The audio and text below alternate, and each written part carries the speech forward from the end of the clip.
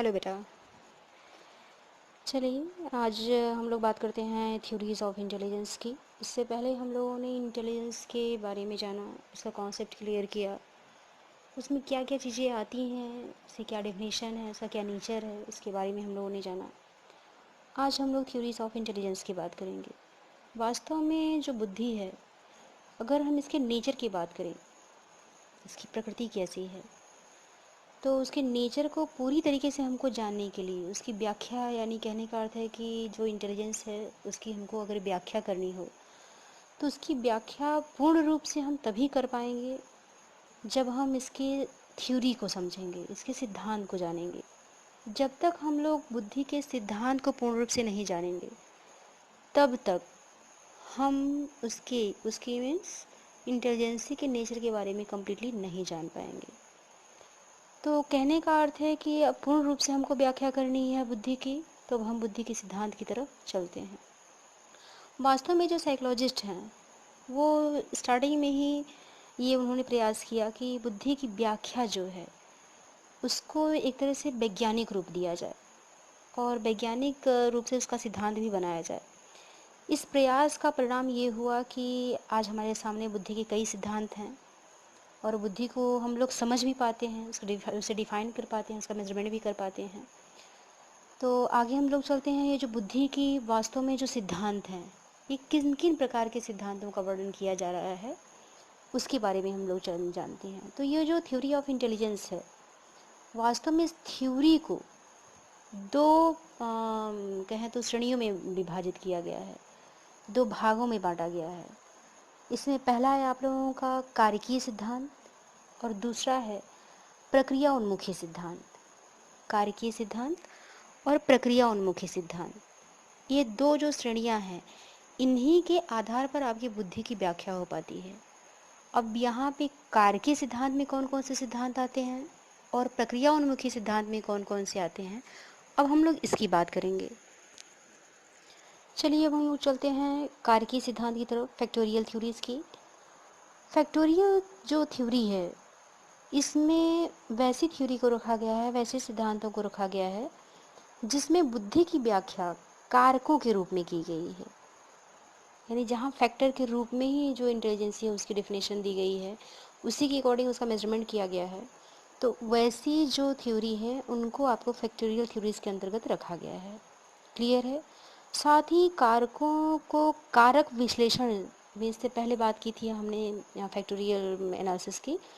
तो ये जो कारक हैं, आपके बुद्धि के जो कारक हैं, इनका कारक विश्लेषण की जो सांख्यिकी विधि है उसके आधार पर इन्हें ज्ञात किया जाता है। जो कारक विश्लेषण की सांख्यिकी है उसके आधार पर रखा गया है।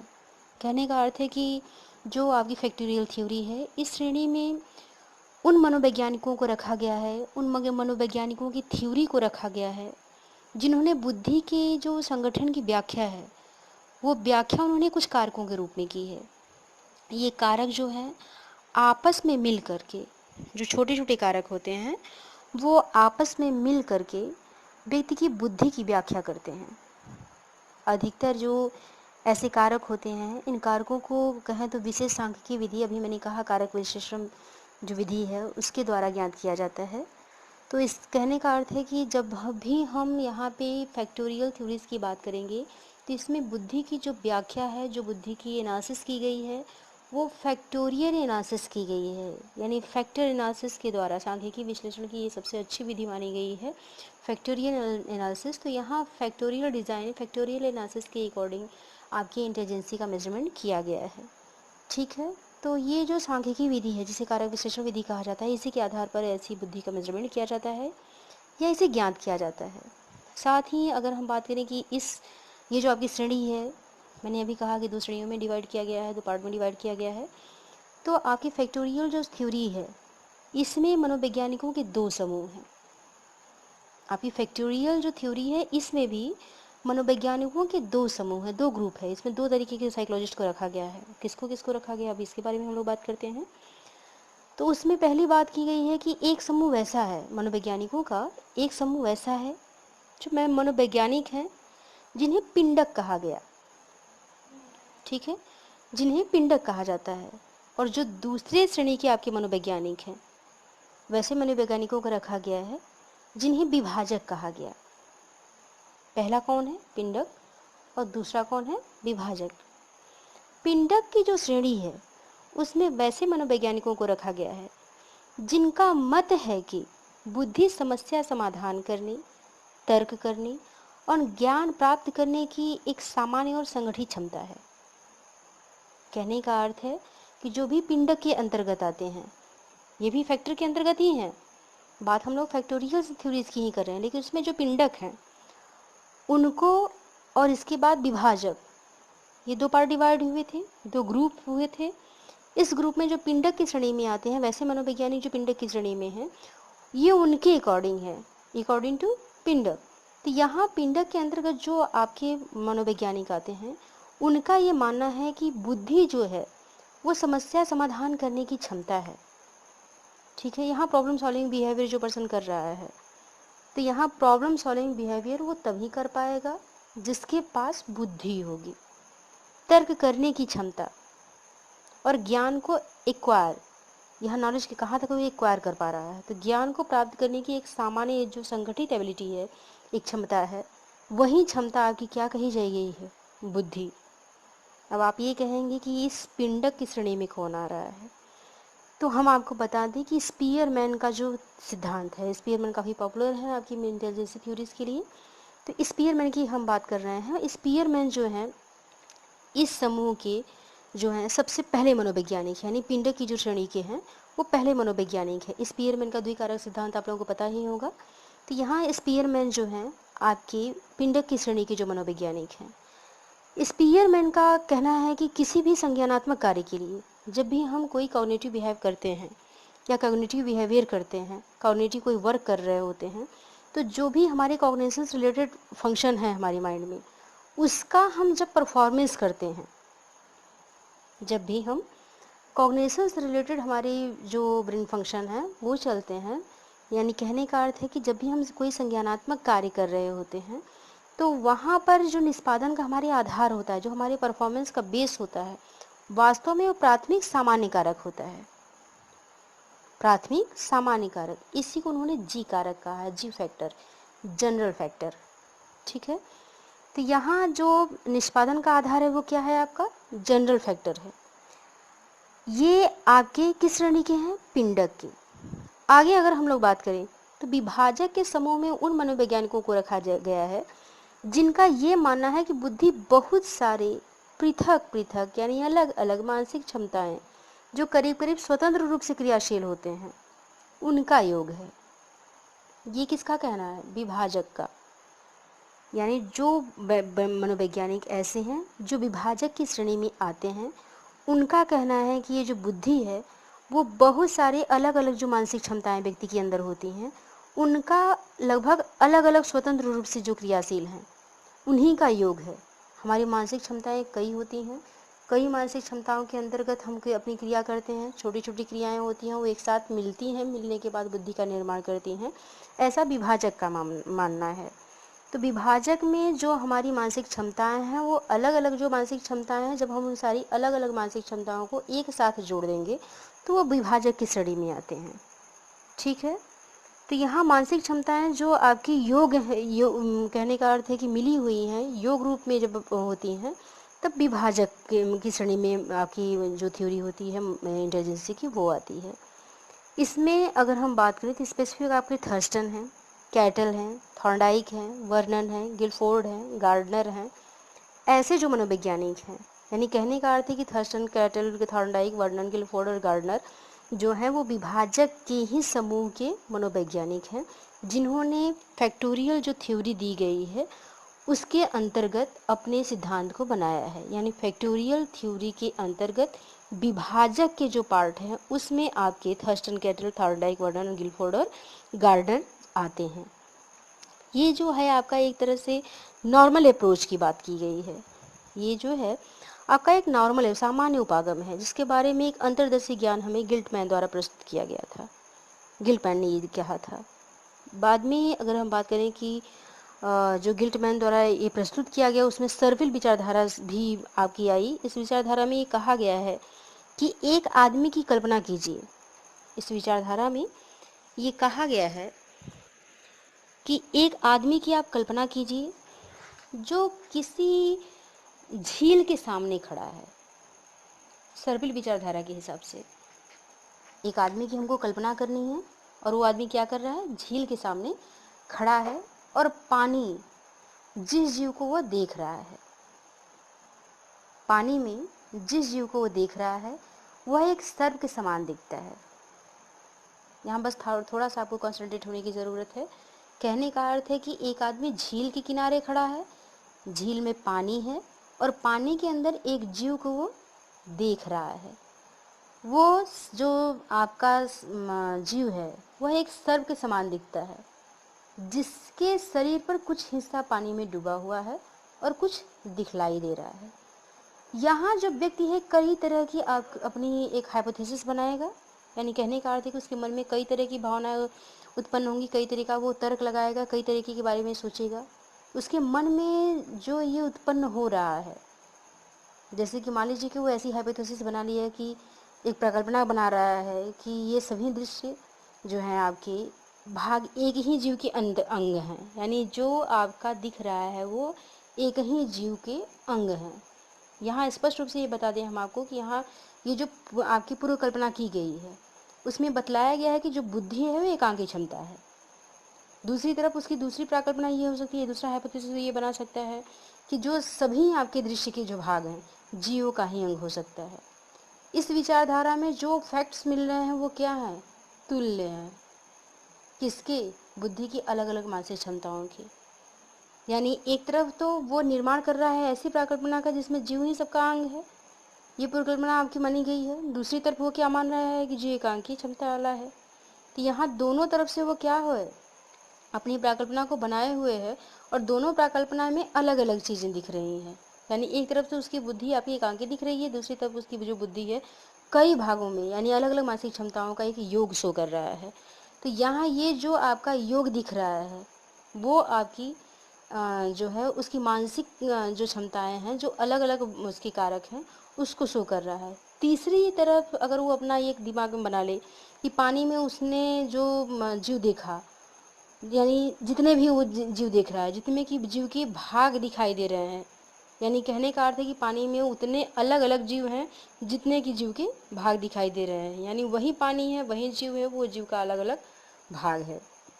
तो यहाँ पे ये जो उसकी विचारधारा है बुद्धि की इस प्रकल्पना पर आधारित है कि प्रत्येक बुद्धि परीक्षण द्वारा भिन्न भिन्न जो क्षमताएं हैं उसका मेजरमेंट हो रहा है, अलग अलग क्षमताओं का मेजरमेंट हो रहा है। अब यहाँ दिमाग में एक क्वेश्चन आप लोगों की ये आ सकता है कि वो विभिन्न जो आपके ऑप्शन दे रहा है उसमें वो किसे सुनेगा। कहने का अर्थ है कि ऑप्शन तो उसी के हैं, वो किसको फॉलो करेगा, किसको समझेगा, किसको सुनेगा। अगर उसे पानी के भीतर प्रत्यक्ष रूप से देखने का कोई साधन उपलब्ध नहीं है, तो अगर पानी के अंदर उसे कुछ देखने के लिए कोई प्रत्यक्ष साधन अगर उपलब्ध नहीं है तो किसको सुनेगा। इसका सबसे सही तरीका है यह है कि उसके लिए ये होगा कि समय बीतने के साथ वो सर्पिल भाग में एक साथ परिवर्तन होता रहे, उसको देखे। यानी अगर वह यह देखता है कि जो सर्पिल आपका जीव है उसका पहला भाग दूसरे भाग के साथ परिवर्तित होता है और तीसरा भाग चौथे भाग के साथ परिवर्तित होता है, तो ये हो सकता है कि वो इस निष्कर्ष पहुँचे कि दो अलग अलग जो सर्पिल भाग हैं वो अलग अलग जीव हैं। तो यहाँ वो अपना ये दिमाग लगा सकता है। यानी अगर वह यह देखता है कि सभी भाग अलग अलग ढंग से गति कर रहे हैं तो वह इस निष्कर्ष पे पहुंच सकता है कि उसने ही सर्पिल जीव हैं जितने कि उसने पानी के ऊपर ऊपरी भाग पर जिसको देखा है उसने। तो यानी कहने का अर्थ है व्यक्ति के ने जो सर्पिल जीव के विभिन्न भागों को एक सहसंबंधात्मक अध्ययन किया, कोरिलेट कर दिया है उसने। इस अध्ययन के आधार पर ये कहने का अर्थ है कि उसने जो पानी में देखा तो पानी के अंदर की जो संरचना है उसका वो सिर्फ अनुमान लगा रहा है, और अनुमान वो किसके आधार पर लगा रहा है, एक नई हाइपोथेसिस बना करके। तो यहाँ इस अनुमान के अंतर्गत वो जिस जिस जगह पर वो अपनी बुद्धि लगा रहा है, जो भी अपनी हाइपोथेसिस बना रहा है, उसी के आधार पे वो अपने जो जीव है उस जीव के बारे में एक तरह का कोरिलेट कर रहा है, एक तरह का कोरिलेशन बना रहा है। इसी के आधार पे वो अपनी बुद्धि का प्रदर्शन कर रहा है। यहाँ आपको ये बता देना ज़रूरी हो गया है कि जो फैक्टोरियल थ्योरीज है इसके अंतर्गत आपकी मूल रूप से 6 सिद्धांतों को रखा गया है, जिसमें आपके स्पीयरमैन का द्विकारक सिद्धांत, थर्स्टन का समूह कारक सिद्धांत, गिलफोर्ड का बहुकारक सिद्धांत, कैटल का सिद्धांत, गार्डनर का बहुबुद्धि सिद्धांत और पदानुक्रमिक सिद्धांत। ये जो 6 सिद्धांत हैं ये आपके फैक्टोरियल थ्योरीज के अंतर्गत आते हैं। अब हम बात करेंगे process oriented theories. Process oriented theories it means प्रक्रिया उन्मुखी सिद्धांत। प्रक्रिया उन्मुखी सिद्धांत की अगर हम बात करें तो ये लगभग आपकी 1960 की बात, लगभग 1960 तक बुद्धि के स्वरूप की जो व्याख्या की गई थी वो आपकी फैक्टोरियल थ्योरीज के अंतर्गत की गई थी, जो काफ़ी प्रभावित भी रही। लेकिन इसके बाद कई वर्षों में अगर संज्ञानात्मक मनोविज्ञान पर हम बात करें तो संज्ञानात्मक मनोविज्ञान कहने का अर्थ है कि जो कॉग्निटिव साइकोलॉजी थी उस पर काफ़ी अधिक बल दिया जाने लगा। वैसी परिस्थिति में बुद्धि का जो स्वरूप है वो बदलने लगा और नए नए सिद्धांत जो हैं वो बनने लगे। कहने का अर्थ है कि जब बुद्धि का स्वरूप की जो व्याख्या की गई तो परिस्थिति परिवर्तित हुई और बुद्धि के स्वरूप की व्याख्या भी परिवर्तित होने लगी, जिसमें कि नए नए सिद्धांतों द्वारा अधिक से अधिक रिसर्च किए जाने लगे और इन सिद्धांतों को ही आपके कहा गया प्रक्रिया उन्मुखी सिद्धांत। प्रक्रिया उन्मुखी सिद्धांत में जो बुद्धि की व्याख्या है वो विभिन्न कारकों के रूप में न करके उनकी बौद्धिक प्रक्रियाओं के रूप में की गई है। यानी जो भी उनकी इंटेलिजेंसी प्रोसेस होती है उस इंटेलिजेंसी प्रोसेस के अकॉर्डिंग जो है प्रक्रिया उन्मुखी सिद्धांत की व्याख्या की गई है। इस सिद्धांतवादियों का कहना है कि जो प्रक्रिया उन्मुखी सिद्धांत है इसमें बुद्धि की जो व्याख्या है उसमें संज्ञान और संज्ञानात्मक प्रक्रिया शब्द का अधिक प्रयोग किया गया है। कहने का अर्थ है कि जब भी आपके प्रक्रिया उन्मुखी सिद्धांत वादियों ने अपनी बुद्धि की व्याख्या करनी शुरू की तो उन्होंने अपनी बुद्धि की जो थ्योरी दी, जो बुद्धि की उन्होंने व्याख्या की, उसमें संज्ञान शब्द का प्रयोग किया और संज्ञानात्मक प्रक्रिया शब्द का प्रयोग किया। मीन संज्ञान क्या होता है और संज्ञानात्मक प्रक्रियाएं क्या होती हैं, इस आधार पर उन्होंने बुद्धि की व्याख्या प्रस्तुत की। प्रक्रिया उन्मुखी जो सिद्धांत है वास्तव में इसमें जो 2 फैक्ट्स थे जिसकी व्याख्या मूल रूप से की गई है। ये फैक्ट्स थे आपके व्यक्ति की पहली तथ्यों की मैं बात करूंगी, जिसमें है कि आपकी व्यक्ति किसी भी समस्या का समाधान करने के लिए किन किन प्रक्रियाओं का उपयोग करता है। यहाँ इससे पहले ही कहा गया है कि जो बुद्धि है वो समस्या समाधान की क्षमता है, तो समस्या समाधान की क्षमता है। इसी आधार पे आपकी जो प्रोसेस ओरिएंटेड जो थ्योरीज है उसमें कहा गया है आपके कि व्यक्ति जो है जब उसके सामने कोई समस्या आती है तो समस्या समाधान करने में वो किन किन प्रोसेस का उपयोग कर रहा है, यानी किन किन प्रक्रियाओं से होकर के वो गुजर रहा है, अपनी समस्या को समाधान वो कैसे कर रहा है। कहने का अर्थ है कि समस्या अगर व्यक्ति के सामने है तो समस्या छोटी है, बड़ी है, जटिल है, तो वो क्या कर रहा है, समस्या को एक साथ लेकर के समाधान कर रहा है या समस्या को छोटे छोटे पार्ट में डिवाइड कर रहा है और एक एक पार्ट का समाधान करके पूरी समस्या का समाधान कर रहा है, या अदरवाइज कोई उसने टेक्निक लगा रखी है, किस प्रोसेस से उसने अपनी समस्या का समाधान किया। ये उसका पहला फैक्ट्स था, पहली तथ्य थी आपकी जो प्रोसेस ओरिएंटेड थ्योरी है। इसके बारे में मूल रूप से व्याख्या की गई, चूँकि जो भी हम समस्या समाधान करते हैं तो समस्या समाधान की जो प्रक्रिया है वास्तव में हमारे संज्ञान पर ही डिपेंड करती है, हमारे कॉग्निशन पर डिपेंड करती है। क्योंकि कॉग्निशन में हम अपनी पूर्व अनुभूतियों को देते हैं और इसके बाद हम किसी फ्यूचर की प्लानिंग करते हैं या समस्या का समाधान करते हैं, या जो समस्या हमारे सामने आई है उससे संबंधित अगर इससे पहले कोई समस्या हमारे सामने आ चुकी है और हम उसका समाधान उसी तरीके से कर चुके हैं तो फिर वापस वैसी ही समस्या आने पर हम उसी प्रकार का तरीका अपनाते हैं जिस तरीके से हमने पहले वाली समस्या का समाधान किया था। तो यहाँ पर सीधा सा आपका फार्मूला हो जाता है कि जो मैंने इससे पहले समस्या का समाधान किया यानी कॉग्निशन, हम वहाँ पर कॉग्निशन संज्ञान को ही लेते हैं और संज्ञान में आपकी सारी चीज़ें आ जाती हैं। कहने का अर्थ है कि वहाँ पर आपका परसेप्शन भी आ जाएगा, मेमोरी भी आ जाएगी, आपकी लर्निंग भी आ जाएगी। तो यहाँ आपकी तर्कणा की भी बात यहाँ पे की जा सकती है, निर्णय प्रक्रिया निर्णय की बात की जा सकती है। तो इन सबके माध्यम से हम अपनी समस्या का समाधान करते हैं। तो ये आपके जो प्रक्रिया उन्मुखी सिद्धांत है इसका पहला तथ्य है। आगे बात करें हम अगर प्रक्रिया उन्मुखी सिद्धांत के दूसरे तथ्य की, तो दूसरे तथ्य में ये कहा गया है कि व्यक्ति में जो बौद्धिक प्रक्रियाएं होती हैं उसका विकास कैसे होता है। अचानक तो कोई बुद्धि व्यक्ति में उत्पन्न होगी नहीं, किसी न किसी प्रोसेस से होती है। यानी कहने का अर्थ है कि जो भी बुद्धि का हमारे कहें तो इंटेलिजेंसी जो आपकी डेवलप कर रही है वो उसका जो प्रोसेस है वो कैसे डेवलप करता है पर्सन में, और जो मेच्योरिटी है उसके बढ़ने के साथ साथ इन प्रक्रियाओं में किस ढंग से परिवर्तन होता है। और ये जो सिद्धांत है वो मुख्य रूप से किस सिद्धांत के अंतर्गत आ रहे हैं, यानी कहने का अर्थ है कि जो आपकी जो दूसरा फैक्ट्स है इसमें दिया गया है, जो दूसरा तथ्य दिया गया है, इसमें ये देखने की कोशिश की गई है कि ये जो बौद्धिक प्रक्रियाएं हैं इनका विकास कैसे होता है। साथ ही परिपक्वता जब व्यक्ति में बढ़ती है तो क्या परिपक्वता के साथ साथ ये प्रक्रियाएं जो हैं, आपकी भौतिक जो प्रक्रियाएं हैं उसमें भी परिवर्तन होता है, यदि हाँ तो इसमें कैसे परिवर्तन हो रहा है। इन सिद्धांतों को यानी पूर्ण रूप से आपके कॉग्निशन से रिलेटेड ही कर दिया गया है। कैसे मेच्योरिटी आ रही है, कैसे आपकी बुद्धि बढ़ रही है, कैसे आपकी बुद्धि की प्रक्रियाओं में परिवर्तन हो रहा है, इन सब का अध्ययन अगर किया जाएगा तो वो आपके प्रोसेस ओरिएंटेड जो थ्योरीज है उसके अंतर्गत किया जाएगा।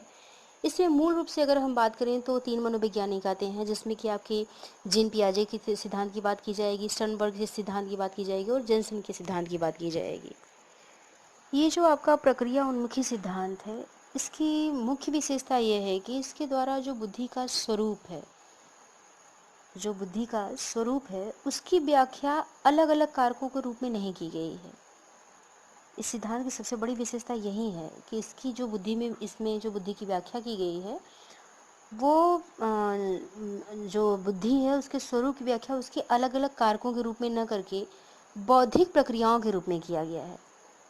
बौद्धिक प्रक्रियाओं के रूप में, यानी जिससे व्यक्ति की जो समस्या समाधान करने में या सोच विचार करने में जो वो अपना लगाता है दिमाग, जो अपना बुद्धि लगा रहा है, यहाँ पर उस प्रोसेस की स्टडी की गई है। इस सिद्धांतवादी जो हैं, आपकी प्रक्रिया उन्मुखी जो सिद्धांतवादी हैं, उनके द्वारा ये जो बुद्धि के लिए स्पेसिफिक संज्ञान और संज्ञानात्मक जो प्रक्रिया है, इस शब्द का प्रयोग किया गया है। इन सिद्धांतवादियों की कहें तो ये जो 2 फैक्ट्स हैं उनमें, जो प्रक्रियाओं से संबंधित अभी जिन फैक्ट्स की मैंने बात की थी, तो यहाँ कहने का अर्थ है कि व्यक्ति की जो रुचि है, मूल रुचि है, उसकी व्याख्या इसके द्वारा की जा सकती है। यानी व्यक्ति किसी दी गई समस्या का समाधान कैसे कर रहा है, किन प्रक्रियाओं से कर रहा है, बौद्धिक प्रक्रियाओं का विकास कैसे हो रहा है, जैसे जैसे उसमें परिपक्वता बढ़ी वैसे वैसे उसमें प्रक्रियाओं का विकास कैसे हो रहा है, इन सब का अगर स्टडी करना होता है तो ये सिर्फ आपकी वो जो प्रोसेस ओरिएंटेड थ्योरीज है इसी के द्वारा किया जा सकता है। और इसमें अभी मैंने कहा कि इसमें जीन पियाजे हैं, स्टर्नबर्ग हैं, इसके साथ ही ब्रूनर भी हैं, जुआन हैं, पास्कुएल हैं, लिटोनी हैं, आपके जेनसन हैं, गोलमैन हैं। इन सारे जो साइकोलॉजिस्ट हैं इनकी स्टडी आपकी प्रोसेस ओरिएंटेड थ्योरीज के अंतर्गत ही की जाती है। अब हम बात करेंगे फैक्टोरियल थ्योरीज में स्पेसिफिक स्पीयरमैन के 2 फैक्टर्स थ्योरी की। स्पीयरमैन की जो आपकी 2 फैक्टर थ्योरी, द्विकारक सिद्धांत है, उसमें उसका जो कहें तो निर्माण किया गया था, जब बनाया गया था, जिसे ब्रिटेन के जो साइकोलॉजिस्ट थे स्पीयरमैन ने 1904 में द्विकारक सिद्धांत का सबसे पहली बार प्रतिपादन किया। इन्होंने कारक विश्लेषण के अध्ययन के जो आंकड़े होते हैं, फैक्टोरियल जो एनालिसिस है, अभी कुछ ही देर पहले मैंने कहा था कि आपकी जो फैक्टोरियल थ्योरीज है इसमें स्पेसिफिक आपकी फैक्टोरियल जो एनालिसिस होती हैं या जो फैक्टर एनालिसिस होती हैं आपकी सांख्यिकी विधि पर यह आधारित है।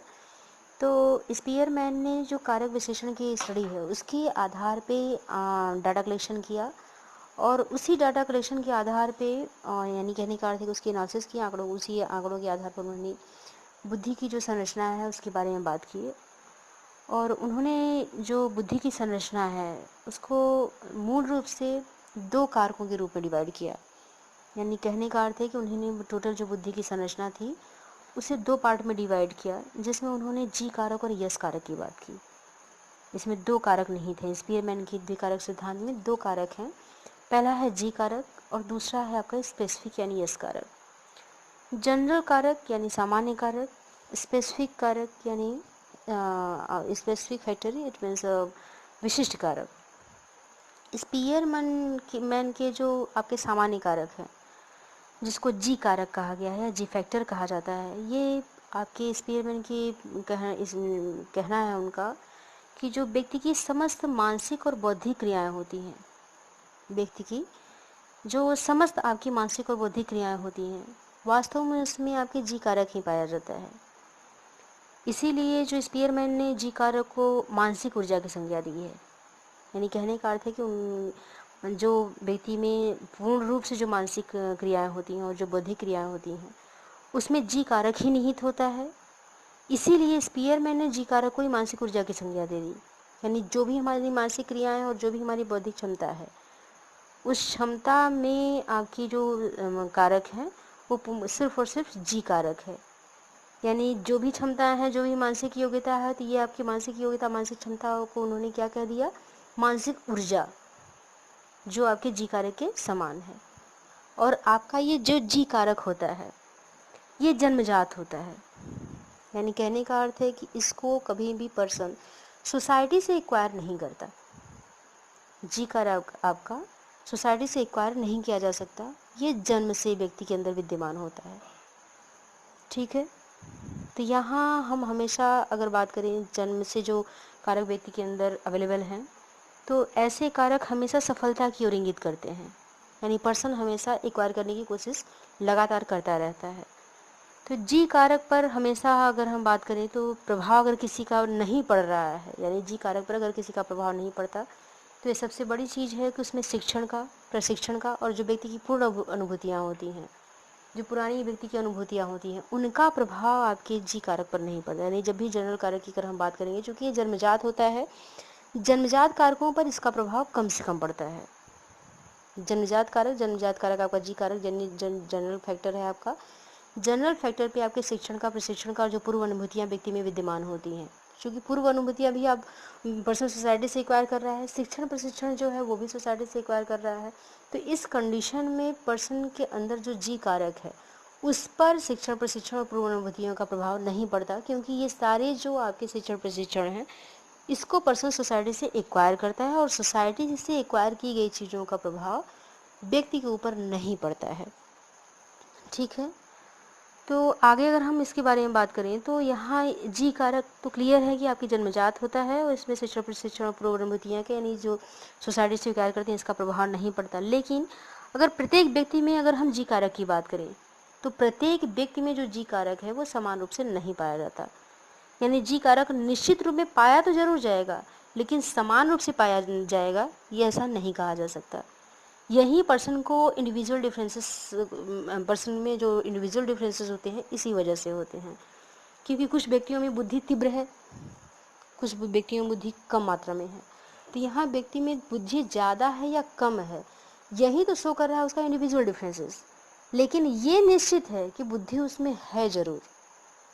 यानी कहने का अर्थ है कि जी कारक पर्सन जब जन्म लेता है तो जी कारक उसमें मौजूद है, उसकी मात्रा कम या अधिक हो सकती है। तो मात्रा कम होगी, व्यक्ति की जो बुद्धि होगी वो कम होगी, मात्रा अधिक होगी, व्यक्ति की बुद्धि अधिक होगी। यानी सोसाइटी से वो ज़्यादा से ज़्यादा एक्वायर कर पाएगा, क्योंकि जो जी कारक है वो एस कारक को बढ़ाने में मदद करता है। तो यहाँ निश्चित है कि व्यक्ति में जी कारक जरूर होगा, लेकिन इसकी मात्रा प्रत्येक व्यक्ति में समान नहीं हो सकती, किसी में अधिक होगी, किसी कम में कम होगी, क्योंकि प्रत्येक व्यक्ति में जो मानसिक कार्य करने की क्षमता होती है वो समान नहीं होती। कोई मानसिक रूप से ज़्यादा कार्य कर सकता है, कोई मानसिक रूप से कम कार्य कर सकता है। तो प्रत्येक व्यक्ति में जो मानसिक क्षमताएं हैं वो समान नहीं हो सकती। तो यहाँ इसी कारण से यही मैं कह रही हूँ आपसे कि ये इंडिविजुअल डिफरेंसेस शो करता है, क्योंकि मानसिक जो ऊर्जा है प्रत्येक व्यक्ति की अलग होगी, मानसिक क्रियाशीलता अलग होगी, मानसिक रूप से जो कार्य करने की क्षमता है, एबिलिटी है, वो भी अलग होगी। इस आधार पे पर्सन में इंडिविजुअल डिफरेंसेस आते हैं। तो ये जो आपके इंडिविजुअल डिफरेंसेस आ रहे हैं, व्यक्ति में जो इंडिविजुअल डिफरेंसेस आ रहे हैं, वो सिर्फ यहाँ यही शो कर रहे हैं कि पर्सन में जो जी कारक है उसकी मात्रा जो है वो अलग अलग है, लेकिन प्रत्येक व्यक्ति में जी कारक जरूर पाया जाएगा, निश्चित पाया जाएगा, ये पक्का है। यानी जी कारक मौजूद होगा, कम या अधिक मात्रा हो सकती है। ठीक है, अगर स्पीयरमैन की बात करें तो स्पीयरमैन ने जो मनोवैज्ञानिक परीक्षण किया था अपने स्टडी के लिए, जो अपने रिसर्च के लिए उन्होंने जो मनोवैज्ञानिक परीक्षण किया, उस आधार पर उन्होंने ये निष्कर्ष दिया कि जो समस्त व्यक्ति की मानसिक क्रियाएं हैं, व्यक्ति की जो समस्त मानसिक क्रियाएं हैं वो कुछ सीमा तक सामान्य कारकों पर निर्भर करती हैं। समस्त मानसिक क्रियाओं की यहाँ पर बात की गई है, यानी जो भी व्यक्ति के अंदर मानसिक क्रियाएं होती हैं, या व्यक्ति की जो भी मानसिक क्रियाओं से संबंधित उसके अंदर एबिलिटी है, जो क्षमता है, वो आपकी सामान्य कारकों पर ही निर्भर करती हैं। साथ ही दो मानसिक क्रियाओं में जो पाए गए आपकी कोरिलेशन है, क्योंकि समस्त मानसिक क्रियाएं किसी एक मानसिक क्रिया से व्यक्ति की जो बुद्धि है उसका मेजरमेंट तो किया नहीं जा सकता। तो छोटी छोटी जो व्यक्ति के अंदर अदर जो मानसिक क्रियाएं हैं, हर मानसिक क्रिया में एक तरह का कोरिलेशन है, एक तरह का सहसंबंध है। तो यहाँ पे जो टेस्ट जो मनोवैज्ञानिक परीक्षण किए गए हैं, उस आधार पे ये कहा जा सकता है कि जो मनोवैज्ञानिकों ने परीक्षण किया है, बुद्धि परीक्षण किया है, उसमें जो समस्त मानसिक प्रक्रियाएं होती हैं, उन समस्त मानसिक प्रक्रियाओं के बीच में क्या सहसंबंध है, इसकी मात्रा भी इस बात को प्रकट करती है कि इन दोनों मानसिक प्रक्रियाओं में सामान्य तत्व कितना कार्य कर रहा है।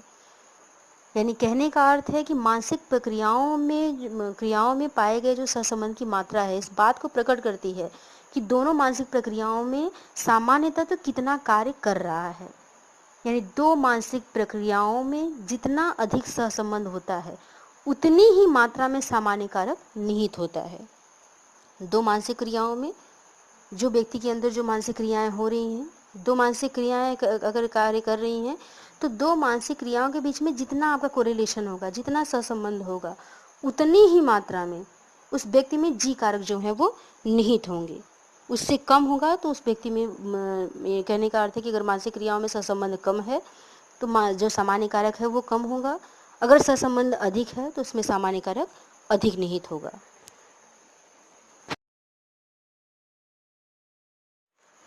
स्पीयरमैन ने दो कारकों की बात की थी, जो कि जैसा कि उनकी थ्योरी का नाम ही है टू फैक्टर थ्योरी। तो इसमें पहला फैक्टर तो उनका जी कारक था। अब हम बात करेंगे उनके दूसरे फैक्टर की तरफ, यस कारक, स्पेसिफिक फैक्टर। तो स्पीयरमैन का जो दूसरा कारक था वो यस कारक, इट मीन्स स्पेसिफिक फैक्टर, विशिष्ट कारक था।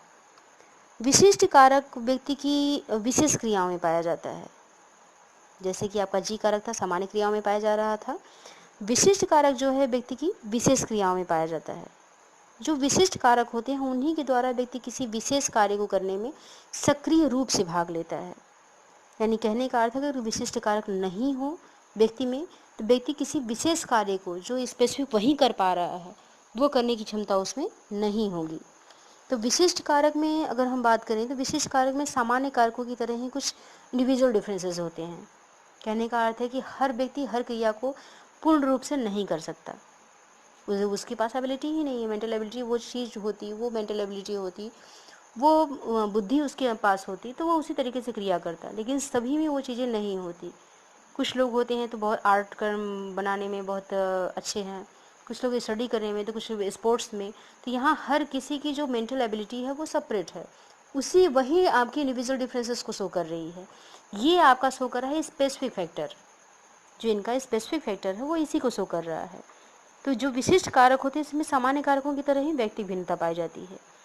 जो आपका विशिष्ट कारक है या यस कारक की बात करें, उसमें तीन तरह की जो विशेषताएं होती हैं वो सबसे मूल हैं। तीन तरह की जो विशेषताएं हैं सबसे मूल हैं। तो इसमें पहली विशेषता की हम लोग बात करेंगे। इसकी जो आपकी विशिष्ट कारक है या जो स्पेसिफिक फैक्टर है, उसका पहला कैरेक्टरिस्टिक क्या है, उसमें पहला ये है कि आपका जो यस कारक का स्वरूप है। कहने का अर्थ है कि जो स्पेसिफिक फैक्टर है इसका जो नेचर है वो परिवर्तनशील होता है। यानी कभी सपोज दैट अगर किसी कार्य को करने में व्यक्ति बहुत अधिक एक्सपर्ट है, तो वो दूसरी क्रिया को अगर वैसे ही क्रिया उसको मिल जाएगी करने को, तो वो उस क्रिया को भी उसी तरीके से कर सकता है। यानी यहाँ से एक क्रिया से दूसरी क्रिया में वो चीज़ें ट्रांसफ़र हो रही हैं। तो यहाँ जो आपका स्पेसिफिक फैक्टर है वो क्या है, आपका परिवर्तनशील है। यानी किसी एक मानसिक क्रिया में अगर एक यस कार्य की और दूसरी मानसिक क्रिया में दूसरे यस कार्य की आवश्यकता पड़ सकती है। तो यहाँ एक क्रिया को करने में है, दूसरी क्रिया में अलग तरीके से एक्सपर्ट है, तो यहाँ वो दोनों स्पेसिफिक जो फैक्टर हैं एक ही व्यक्ति में पाए जा रहे हैं। इसीलिए कहा गया है कि एक मानसिक क्रिया में एक यस कारक की और दूसरे मानसिक क्रिया में दूसरे यस कारक की आवश्यकता पड़ती है, और ये दोनों यस कारक एक ही व्यक्ति में मौजूद मिलेंगे आपको। दूसरी बात कही गई है कि एक ही व्यक्ति में जो यस कारक की जो मात्रा होती है, एक ही व्यक्ति में जो यस कारक की मात्रा है वो विभिन्न कार्यों के लिए अलग अलग हो सकती है। एक ही व्यक्ति है और उसमें यस कारक की जो मात्रा है, एक कार्य करने के लिए वो एक यस कारक का यूज़ कर रहा है, दूसरी क्रिया को करने के लिए वो दूसरे यस कारक का यूज़ कर रहा है, तीसरी क्रिया को करने के लिए तीसरे यस कारक का यूज़ कर रहा है। तो यहाँ जिन जिन कार्यों की वो बात कर रहा है या जिन जिन कार्यों को वो कर रहा है, वो अलग अलग कार्यों के लिए अलग अलग यस कारक यानी स्पेसिफिक फैक्टर का वो यूज़ कर रहा है। ठीक है। तीसरी विशेषता आपकी स्पेसिफिक फैक्टर की ये है कि जो आपका स्पेसिफिक फैक्टर है उस पर व्यक्ति के शिक्षण, प्रशिक्षण, पूर्व अनुभूतियों का प्रभाव पड़ता है। क्योंकि यस कारक आपका एक्वायर किया जा रहा है सोसाइटी से, किसी भी कार्य को करने के लिए हम सीखते हैं, प्रशिक्षित होते हैं। तो यहाँ जो हम ट्रेनिंग ले रहे हैं, जो लर्न कर रहे हैं, ये लर्न करना हमारे पूर्व अनुभूतियों पर ही तो आधारित है। तो यहाँ शिक्षण और प्रशिक्षण का और हमारी पूर्व अनुभूतियों का पूर्ण रूप से प्रभाव किस पर पड़ रहा है? आपके यस कारक पर। तो ये जो आपके स्पीयरमैन का द्विकारक सिद्धांत है, इसके अनुसार जो समस्त मानसिक क्रियाएं होती हैं उसमें सामान्य कार्य की आवश्यकता होती है, और जो विभिन्न मानसिक क्रियाओं में विशिष्ट कारकों का प्रयोग किया जाता है उसमें, यानी कहने का अर्थ है कि जो अलग अलग आपकी बौद्धिक जो क्रियाएं होती हैं, जो मानसिक क्रियाएं होती हैं, जो विशिष्ट क्रियाएं होती हैं, उसमें अलग अलग आपकी विशिष्ट कारकों का प्रयोग किया जाता है। सभी बौद्धिक कार्यों में आपके जो जनरल फैक्टर होते हैं उसका साथ ही किसी एक या जो यस कारक होते हैं, इन दोनों को सम्मिलित होते हैं। कहने का अर्थ है कि सभी बौद्धिक कार्यों में आपके जी कारक का एक तथा यस कारक का दोनों ही सम्मिलित होता है। इन दोनों कारकों में आपके जी कारक को अधिक महत्व दिया गया है। अब यहाँ आप कहेंगे कि जी कारक को अधिक महत्व क्यों दिया गया, यानी इसका कारण है। तो इसके कारण को भी आप जान लीजिए कि परीक्षण के निष्पादन में जो आपके इंडिविजुअल डिफरेंसेस होते हैं, जब भी हम कोई टेस्ट एडमिनिस्ट्रेट कर रहे हैं और टेस्ट में जो आपके परफॉर्मेंस आ रहे हैं, तो हर परफॉर्मेंस में जो इंडिविजुअल डिफरेंसेस होंगे उसका मुख्य कारण क्या है? आपकी जनरल फैक्टर, क्योंकि जनरल फैक्टर ही आपके इंडिविजुअल डिफरेंसेस को शो करता है। ठीक है। दूसरी अगर हम बात करें तो स्पीयरमैन के जो आपके सिद्धांत हैं, इस सिद्धांत के अनुसार एक अच्छा बुद्धिमान व्यक्ति जो है वो, अगर हम बुद्धि परीक्षण उसका करते हैं तो उसमें जो जी कारक है उसको अधिक मात्रा में मापेगा और यस कारक का महत्व कम रहेगा। यानी कहने का अर्थ है कि इस जो आपकी स्पीयरमैन का द्विकारक सिद्धांत है, इस सिद्धांत के अनुसार एक उत्तम बुद्धि परीक्षण, एक अच्छा बुद्धि परीक्षण आपका जी कारक को अधिक मेजर करेगा, और लेकिन अगर वो यस कारक की बात आएगी, स्पेसिफिक फैक्टर की बात आएगी, तो वो स्पेसिफिक फैक्टर के जो आपके महत्व हैं उसको कम मेजर करेगा, यानी उसका महत्व उसके लिए कम होगा। तीसरी बात अगर हम करें तो यहाँ पर जो आपके जनरल फैक्टर हैं उसका बुद्धि परीक्षण उत्तम ढंग से माप करेगा। वह सभी संज्ञानात्मक कार्यों पर के जो निष्पादन है उसको उत्तम ढंग से पूर्व कथन भी कर सकता है। यानी कहने का अर्थ है कि जो जी कारक है वो बुद्धि परीक्षण का मेजरमेंट तो करेगा ही, यानी बुद्धि परीक्षण के मेजरमेंट में अगर हम बुद्धि परीक्षण एडमिनिस्ट्रेट कर रहे हैं तो वहाँ पर जी कारक जो है उसका अच्छे से मेजरमेंट होगा, सही ढंग से मेजर किया जाएगा, लेकिन वह सभी संज्ञानात्मक कार्यों के निष्पादन को उत्तम ढंग से पूर्व कथन भी करेगा। यानी वो मेजर भी अच्छे से करेगा, साथ ही संज्ञानात्मक जो कार्य है उसके निष्पादन को भी वो उत्तम ढंग से मेजर कर पाएगा, और उसके साथ ही उसमें पूर्व कथन भी वो कर पाएगा। स्पीयरमैन ने इन दो कारकों यानी आपके जनरल कारक और स्पेसिफिक जो फैक्टर थे यानी जी कारक और यस कारक के अलावा एक तीसरे कारक की भी बात की थी, जहाँ पर इनकी थ्योरी को कहा गया स्पीयरमैन का तीन कारक सिद्धांत या त्रिकारकीय सिद्धांत। वैसे द्विकारकीय सिद्धांत के नाम से भी इनको जाना जाता है, लेकिन इन्होंने एक तीसरे फैक्टर्स को भी बताया। स्पीयरमैन ने सन 1911 की मैं बात करूँ, 1911 में उन्होंने दो कारक सिद्धांत में एक और कारक को जोड़ा, और एक और कारक को जोड़कर उन्होंने तीन कारकीय जो बुद्धि का सिद्धांत है इसका प्रतिपादन किया, जिसमें उन्होंने कहने का अर्थ है कि स्पीयरमैन ने सामान्य कारक और विशिष्ट कारक के अलावा एक और कारक जिसे समूह कारक कहा गया, ग्रुप फैक्टर कहा गया, उसको भी उन्होंने जोड़ा, और उन्होंने ये बताया कि जो आपका समूह कारक है वह भी आपकी समस्त जो मानसिक क्रियाएं होती हैं उनमें सन्निहित रहता है। यानी जो भी आपकी मानसिक क्रियाएं हैं वो उसमें मिली हुई होती हैं। इसके अंतर्गत आपकी जो शाब्दिक, आंकिक, यांत्रिक, संगीत, तार्किक, बुद्धि, बौद्धिक और जो स्मृति योग्यता है, ये सभी जो है आपके समूह कारक के अंतर्गत आते हैं। यानी कहने का अर्थ है कि जो आपकी शाब्दिक क्षमता है, जो आंगिक क्षमता है, जो यांत्रिक क्षमता है, जो संगीत से संबंधित क्षमता है, तार्किक क्षमता है, बौद्धिक क्षमता है, या स्मृति से संबंधित जो आपकी योग्यता है, वो सब समूह कारक के अंतर्गत ही आते हैं। समूह कारक भी इन विभिन्न मानसिक क्रियाओं के संचालन में कार्य करते हैं। यानी जो भी आपकी ये सारी क्रियाएं होती हैं, इसमें आपके समूह कारक जो हैं वो मिले होते हैं, यानी कि समूह कारक के द्वारा ही इन क्रियाओं का संचालन होता है।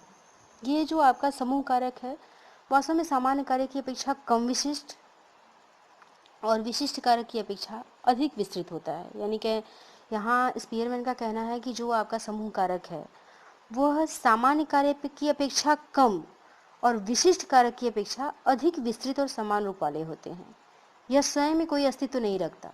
समूह कारक आपका स्वयं में किसी प्रकार का कोई अस्तित्व नहीं रखता, बल्कि जो आपके विभिन्न विशिष्ट कारक होते हैं, जो आपके अलग जो विशिष्ट कारक हैं, उन विशिष्ट कारकों में वो सामान्य कारक में मिश्रण से अपने आप का एक समूह निर्मित कर लेते हैं। यानी कहने का अर्थ है कि आपके समूह कारक अपना कोई स्थान सेपरेट नहीं रखते, उनका कोई अपना अस्तित्व नहीं है। वो विशिष्ट कारकों का और सामान्य कारकों को जब हम मिश्रित कर देते हैं, मिला देते हैं, तो एक नए कारक का निर्माण हो जाता है जिसे समूह कारक कहा गया है। मीन्स कि G plus S equal G, it means समूह कारक प्लस आपके कहने का अर्थ है कि समूह कारक आपका मिलेगा तो किसके बनने से बनेगा, यहाँ पे आपके विशिष्ट कारक, यानी कहने का अर्थ है कि जो स्पेसिफिक फैक्टर है प्लस जो आपका जनरल फैक्टर है, इन दोनों को मिक्स करेंगे तो हमारा जी फैक्टर मीन्स कि वापस आपका जी फैक्टर कहने का अर्थ है यहाँ ग्रुप फैक्टर से, तो आपका ग्रुप फैक्टर बनेगा यानी समूह कारक बनेगा। तो समूह कारक जो होता है वो आपके विशिष्ट कारकों और आपके सामान्य कारकों का एक तरह का मिश्रण होता है, जिसमें कि दोनों के मिलने से ये बनता है। ऐसा आपके स्पीयरमैन का कहना है। इसीलिए इन्हें समूह कारक कहा भी जाता है, क्योंकि वो दोनों के मिश्रण से बनते हैं। और इसी बात पर इन्होंने जो थॉर्नडाइक है उन्होंने इनकी आलोचना भी करते हुए लिखा है कि समूह कारक कोई नया कारक नहीं है बल्कि सामान्य विशिष्ट कारकों का मिश्रण है। इसलिए इसे कहें तो आलोचना भी इसी आधार पर इनकी की गई थी कि इन्होंने किसी नए कारक को नहीं बताया बल्कि दोनों के मिश्रण की बात की है। तो दोनों का मिश्रण कहने का अर्थ है कि फिर वही दोनों कारक की बात की गई है यहाँ।